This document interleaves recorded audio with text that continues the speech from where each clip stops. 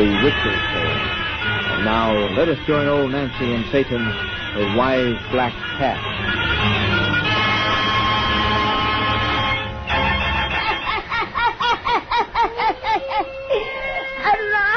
15-year-old I be today. Yes, sir, 115-year-old. Well, Satan, what kind of a nice, cheerful little bedtime story will we tell these folks tonight? What say? A Scotch story? Why Scotch? So's to keep fresh in your mind that one of your principal New Year's resolutions is to cut down expenses. Now, what kind of expense can a tomcat have? You say ask any tabby cat. All right, Satan. If it'll help you to economize on milk, fish heads, and catnip tea to hear a Scotch story, old Nancy will be happy to oblige.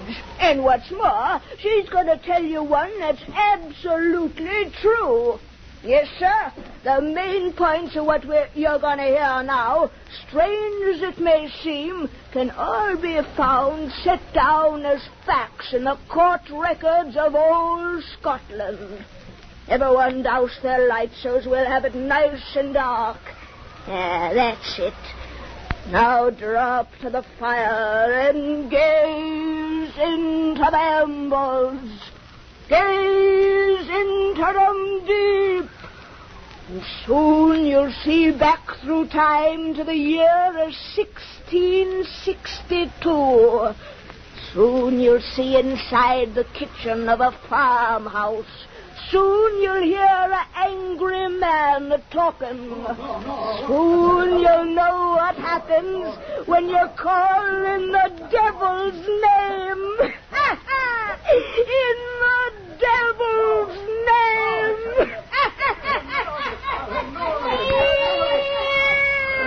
Didn't ask me to be calm. I will not be calm. With all due respect to you, Mr. Gordon, as my lad of Park, I cannot be calm. Notice to be accomplished by your anger, John Gowdy.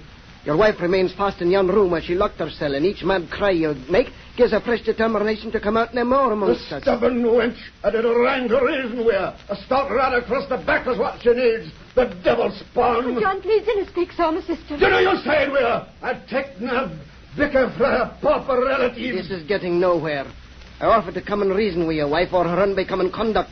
But since you give me the opportunity, it's plain my time is wasted. Did I reach for your hat, Mr. Gordon? Well, I ken the favour you've done to me, a simple farmer, by coming to this house, but to help me in my trouble. I mean no disrespect to you in my anger, but I cannot control myself when I ken that woman's crime. 3 Sabbaths in a row she's acted in the sinful manner. 3 Sabbaths in a row she's refused to gang with me to kirk. And now again this next, when there was special prayer meeting, she's flaunted her God and my husbandly authority and stayed away for a holy Presbyterian service. She must have a reason she wouldn't tell us. A reason for such black crime as that?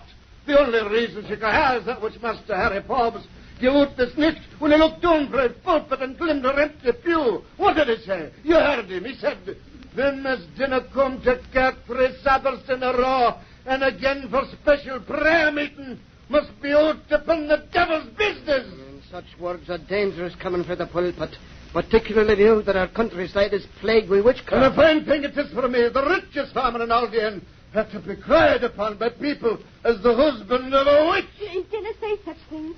You both ken well that Isabel is nothing of the kind. Such idle talk as this grows into fearsome tales. And should it come to the ears of the King's Majesty... It would be a good thing, and they took it up. To be wearing at the stake would soon curb her haughty pride. John, I beg you. Enough of this. If you want, I should try fair talk with your wife, John Gowdy. You and Mr. Sanny gang out of the sight and hearing while I try to persuade her to unlock yon door. Then I don't wish to be disturbed. I go, but she's the devil's own, and Ken you'll have a small success. Come, John, please. All right. Mistress Gowdy, will you come out now? I'm here alone. I tell you, these walls be thin, and I heard all was said. I heard that I am the devil's own, a witch. Ha ha! That my husband would like to take a rod to me. If he ever dared, Oh, won't you please come out and let me talk with you, Mistress Gowdy?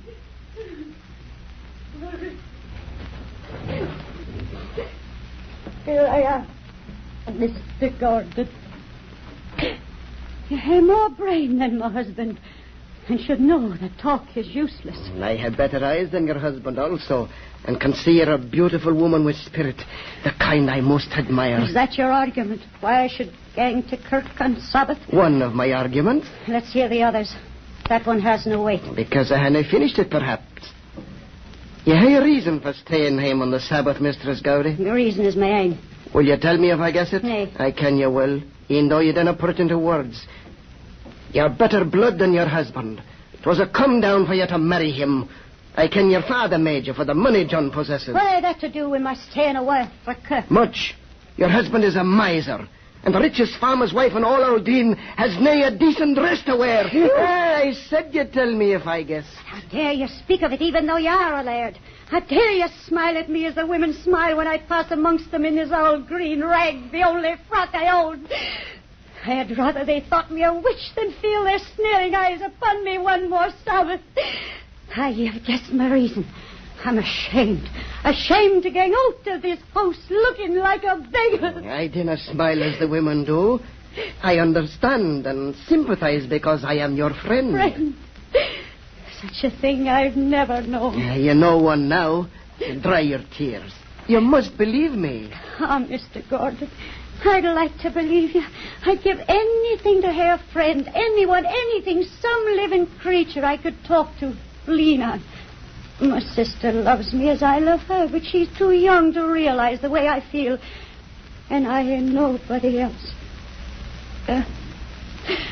I'd like to be... Mistress Gowdy, you have me for friend, and I shall prove my friendship. I prove more.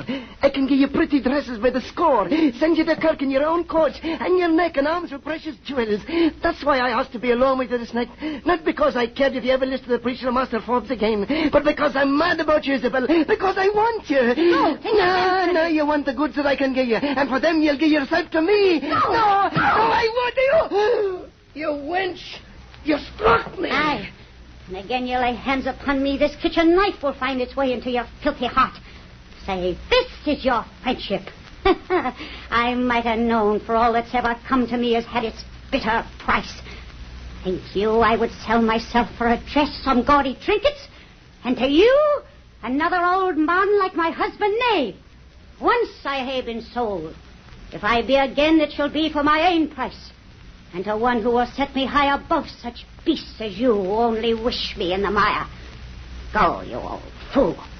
Get out to this house with your wrinkled, ugly body and your dirty soul. Get out before I spit upon you. You'll pay for these insults to your betters ere I gang away, my lass.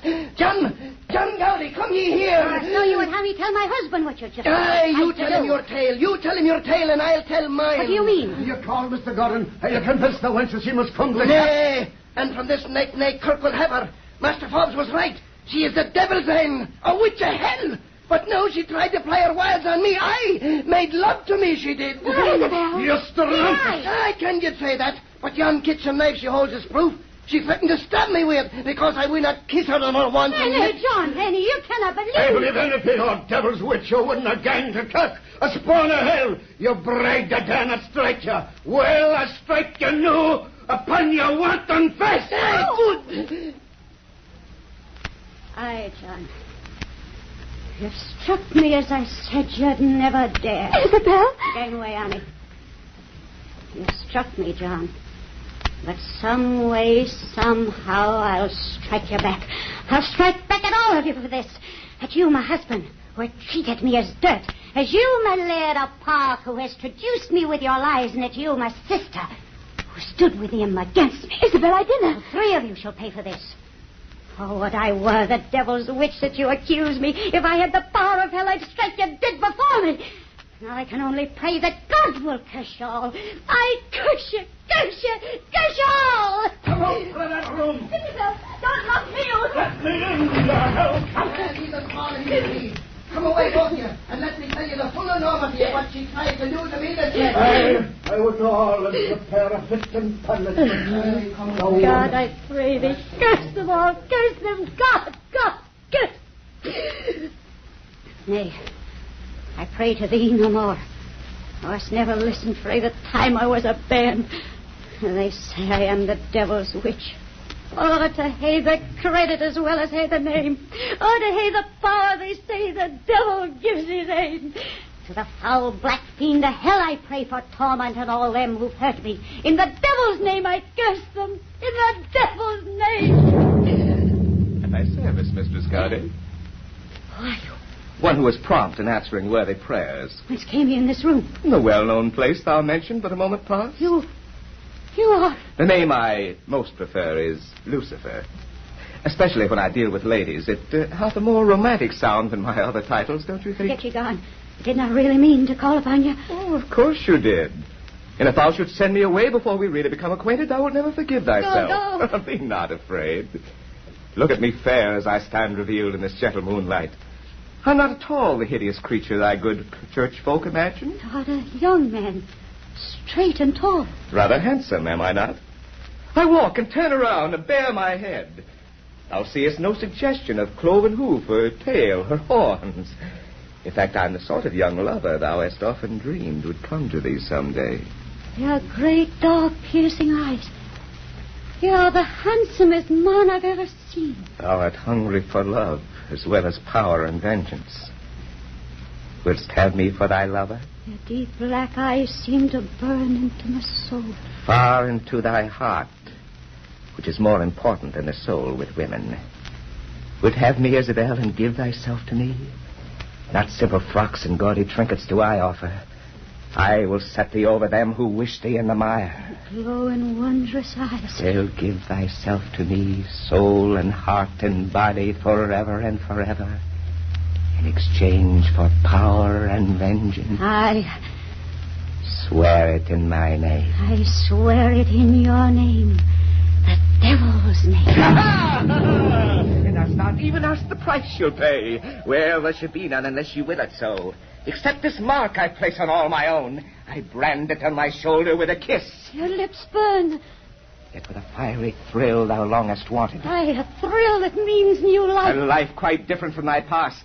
But rebirth hath just begun. Now for thy first sweet taste of vengeance and the power witches know. Come, we go to where my court on earth holds revel. Where? To the Dooney Hills. How go we there? Two windle straws blow in thy window. Seize one as I do and place it twixt thy feet. It's done. Then hark thou to the charm I speak. Horse and hattock, mount and go. Horse and hattock, be it so. In the devil's name. Who is that bestride two horses? Steeds that mount from out my window to the sky. We are two mighty forces. Lords of earth, both you and I. I am a witch in credit as in fame. Aye, by the power of thy master's name. Look yonder. There our journey ends. To the Downey Hills my horse descends. With speed of thought we've travelled here. Thought is another name of mine, my dear. Our steeds alight on earth once more. Change back to the straws they were before. Well, what think you of this place, my Isabel? The hills are thick with dancing forms. Human folk, I see. And fearsome creatures not earth. Oh, be not afraid. For witch or warlock, fiend or demon, all here do call me master. Kneel all, and make obeisance. Here I am God. Here is my heaven. Look ye on my kingdom, woman. I see but awful ugliness about. Ah, ye too have lost your handsome looks and are the monster that men call Oh, you. nay. Gaze deep into mine eyes again and see that I am beautiful. Your eyes burn deep into my heart. And thou dost not repent thy bargain? I do not repent. Then enter in thy glory. Rise, ye witches, warlocks, usurers. Rise, all who are my subjects, and hail the newest of thy number. Now thou shalt have a servant sweet. Lord Reaver, come. Away, demon. Ah, he's perched upon my shoulder. He shall be thy slave, invisible once we leave this place to all human eyes but thine. Fear him not. He's thy familiar spirit. Asmodeus, bring here my subject, Bessie Ball. Bessie Ball. I ken that Oh, name. thou shouldst in all and she is thy neighbor. And she is... She is mine, as thou art. Thou wilt find many acquaintances here who have long been in my service. You called for me, great master. I have work for the old Bess. Because of all my Alder and Corbin, thou art the ugliest and meanest. That makes the beauty in my master's eye. Thou sayest true. Now, Mistress Isabel, for the vengeance I have promised. Mr. Gordon, Laird of Park, shall be the first to feel thy hate. I wish to see him. Now, wait. Death marks the end of worldly pain. Men must live to suffer truly. Hearken now to the devil's way of torture. The fool is vain and haughty. He delights to boast of his conquests o'er fair women. In that most tender spot we'll turn our dagger. Bessie Bald, drew thou a potent love charm for this Gordon Laird of Park. It is my will he marry thee. Nay, I didn't like the man. I'll torment him in your wish with pleasure, but I want him made for husband. Thou art particular, my toothless hag. Toothless I may be, and ugly, but I have a right to choose my mate. Thou hast no right but what I will. 'Twas ne'er a bargain that I be wife of man I hate. Silence! What the devil gives, he can also take away. Obey me not, and I bereave thee of thy power. I give thee to man's law to torture in the stake. Nay, I do your bidding, master. Then begone all of you. Thou hast played enough tonight. Go back to the world and to my work. It's like of old Bess, for thine enemy will serve thy hatred well when they are wed. You said you'd be her to the torture and the stake if she should fail you. Is it so that witches attain by man's law? Think ye the faithful ones whom I protect ever suffer trial and burning? Oh, no, my innocent. I am a gentleman who looks after his own, so long as they do not cross me. Look not so thoughtful. Thou and I shall never quarrel. But come again to our windle straws. Now we ride to make thy vengeance quite complete. No, we strike my husband. Not yet. We call upon the Laird of Park, for thou hast another pretty gift for him. What? Thou soon shalt see. Place the straw betwixt thy feet and say the charm I taught thee. Aye, horse and haddock, mount and go. Horse and haddock, be it so, in the devil's name. In the devil's name! Arise from earth, our horses stride. With speed of thought again we ride. Look down. We've reached the place you know. I see the house of hawk below. To thine eyes I make its walls but bare. I see Laird Gordon sitting there. Take this knife and from thy head cut that lock of thine hair so red. I obey, but tell me Ha why. ha! You learn that by and by. Cover good steeds above this roof, and we'll put the power of a witch to proof. Scatter thy hair down the chimney flue, then hark to the charm of my magic brew. With these hairs alight may they leave a blight. Burn and pain, bone, flesh, and vein. Care and maim in the devil's name. I see Mr. Gordon rise in torment. Spots show upon his flesh, red spots. Red as thy hair. Red as the searing heat of flame he feels. Mental anguish is to come when he knows passion for old Bessie. But yet I did not wish to spare him also anguish of the body. Oh, what wondrous vengeance ye had deemed me. Art happy in it? Aye, this will pay him for his hurt to me. I'm happy, happy, happy. I love thee for thy hate. Above all other human emotions, 'tis the one I find most satisfying. But the night is far advanced. I must return thee to thy home. Him? You mean no, we'll pay off John, my husband? It's him I hate the most of all. Oh, don't worry, my dear. Scores paid off too rapidly accumulate no interest. And I should like his debt to mount. But I haven't neglected John altogether. I shall find him a greatly changed husband on the morrow. For henceforth thou shalt be the master. I, his master? That shall be the first portion of his punishment. And knowing something of women, I feel sure it will prove effective. Here we are. So soon. Our steeds just drifted here. Gaze through the window at thy husband. He is sound asleep. And I am lying in the bed beside him. Yet I stand outside with you. Another helpful charm my witches know. Before we left, I laid a broomstick underneath the coverlet. To all the world, when thou art absent, it appears as thine own self. See what power is in my name. Aye, the power I've always craved. And you say I pay a price. None. Unless you wish it so. Enter now. I take the broomstick from thy sleeping husband's side. Take thou its place. Sweet dreams, my love. And sleep. Aye, sleep. Nor pain or fuss. Why, but do thee a favor. Sleep, my own. When thou dost wish against my presence, send Red Reva thy familiar. Bid him fetch me in my name. In the devil's That's it. In the devil's name.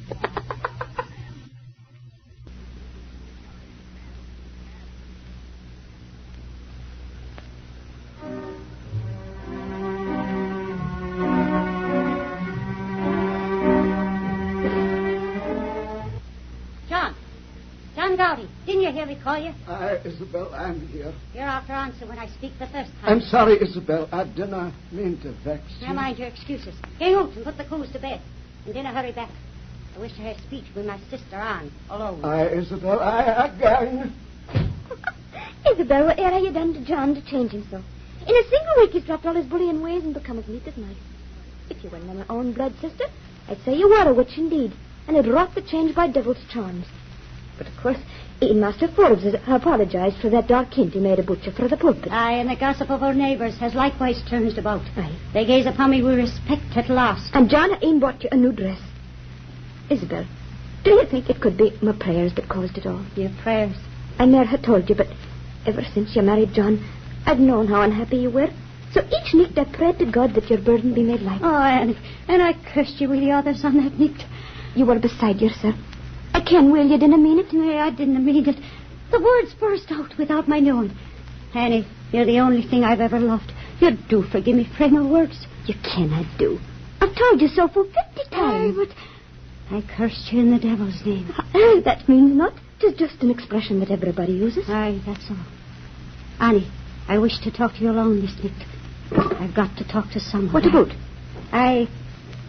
Annie, do you see a small red creature perched upon my shoulder? A small red? Tell me, do you see it? No. And here where I bear my flesh, do you see a mark that looks as if two burning lips had pressed there? I see not.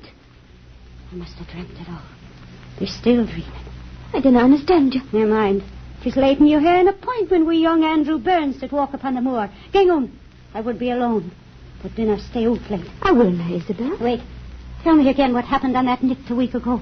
After John struck me and I went into your room. I've already told you so often you must ken it no Well, behalf. tell it again. I'm trying to write things in my mind. Well, Mr. Gordon told John some more of how you tried to make love to him. The old ninny. And John talked high of how he'd have you before the magistrates for the shame you'd brought upon him. Then suddenly a funny look come over Mr. Gordon's face, and he blurted out the whole truth of how he'd lied. Then he went home and John went into bed. Beside of me. Of course. And you were sleeping like a stick of wood after all your temper. Then I went to bed myself, and that's all that happened, except I think the painful sickness that came on Mr. Gordon that night was a punishment from heaven for the harm he tried to do you. Aye, a punishment from heaven. Oh, I must have had a dream. Tell me of this dream, you prater. It isn't important. Then you're gone. All right. Oh, I forgot to tell you the latest gossip for the village. It slipped my mind when I returned. Isabel, you ken old Bessie Bald. Bessie Bald? Aye, the ugliest body in our Dern. Well, it is hard to believe, but they say Mr. Gordon, despite his burn and sickness, was seen last night coming from her cottage. And Janet Murdoch, who happened by, swears she saw him kiss our Bess. It was nae a dream I had, but truth. Isabel. Oh, you can't, sweet Addie. I never meant to curse you. Whatever is the matter? Never mind. Go, gang out and leave me. Here's your shawl. But Isabel. Gang out. I wish to be alone. Here, kiss me first. Let me kiss you, my dear. No, go. Isabel, you should tell me what's There's the naught matter. to tell. Go and meet young Andrew. And come home soon. And safe. Oh, I must ken whether it was dream or no, for I cursed her in his name. I must know, but I'm feared. Red River. Always at my shoulder you are. Yet no one else can see you. Now can they see the burning mark placed on me by your master's lips? I must ken the truth. Tell him I didn't mean. Red Reaver, fetch your master. I bid you bring him in the devil's name. Good evening, Mistress Isabel. You're here. And I'm not dreaming, too. Or am I? My poor sweet. Thou hast been suffering from a delusion common to my new recruits. Aye, and to some of my old ones. For no one denies the devil half so hard as those who know him best. Why didst thou not call me before to settle thy doubts? I was afraid. Another delusion common to my subjects. But thou dost not fear me now as I stand before thy eyes. Ye are the handsomest man I've ever kenned. Yet when you're away, I cannot recollect your beauty. In my mind, you seem a monster, black and awful. Thine eyes shall never see me as does thy mind, unless ye will it so. That is what you've said about the price I pay for power. There shall be none unless I will it so. What did you mean by that? Who knows what the devil means? Sometimes he doesn't know himself. Perhaps if he did, if he ever had, he would not have fallen down from paradise. But come, what will ye in my name tonight? All I ask in your name will be gained. All it is our bargain. It seems there was something I once asked I did not mean. Something that may trouble me. Some words I would take back again. Now you stand before me, I cannot recollect. You look upon me with your great, dark, burning eyes, and all I ken is that I am your slave. Yet I cannot be a slave, for you made of me a master. Perhaps what thou art striving to remember is thy curse upon thy husband, as thy hate for him abated. Nay, him still I curse. But there was someone else. Thou thinkest of the Laird of Par. Nay, him do I wish to suffer. Oh, then the errant thought you cannot bring to mind must be that final vengeance on thy husband is too long delayed. That must be it, my Isabel. For hate is all that matters to me. Hate for him who trampled on thy pride. Hate for him who struck thee. Hate. Aye, hate is all that matters. Hate. Ah, come, we'll pay thy score to John. He must suffer like the Laird of Par. He'll suffer more. What will you do? Hast ever seen men hunt the stag? First the great beast sights his foe.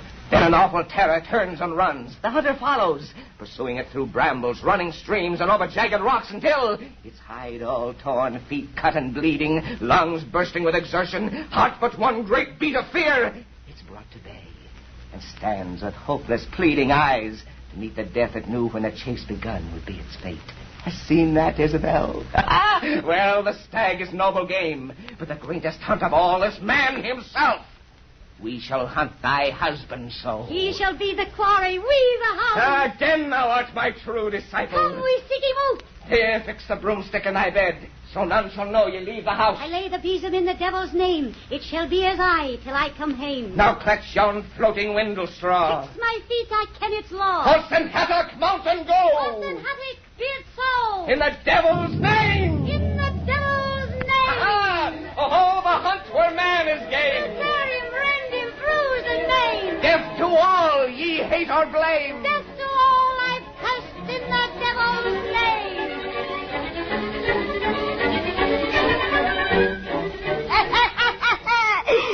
She forgot she cast her sister, Satan.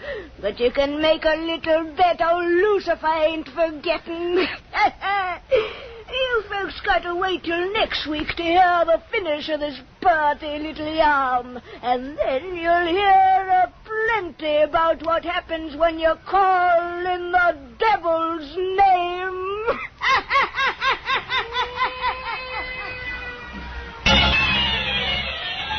This concludes part one of the two-part drama of the 265th broadcast of The Witch's Tale, written and produced by Alonzo Dean Cole. The conclusion of In the Devil's Name will be brought to you at the same hour next Friday evening. Your announcer is Roger Bauer. This is the Mutual Broadcasting System.